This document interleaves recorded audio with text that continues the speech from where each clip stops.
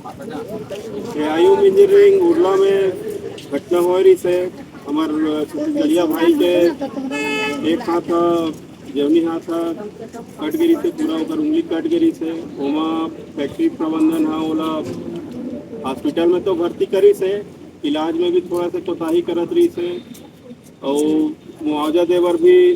आनाकानी करत रही से ओला नौकरी में रखे बर आनाकानी करत रही से। तो आज पुलिस प्रशासन के समक्ष हमार मन के वार्तालाप हुई से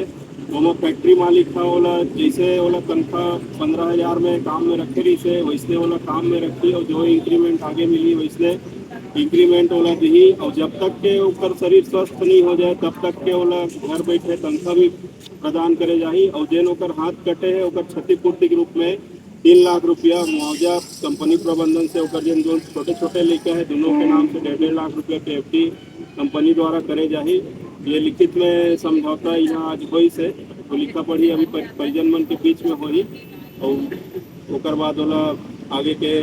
जिन काम होता के ओला जब भी इच्छा ओकर होई ठीक होई बात तो फिर काम में जोहार छत्तीसगढ़,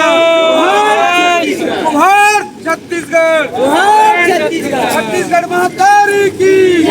छत्तीसगढ़ महातारी की जय।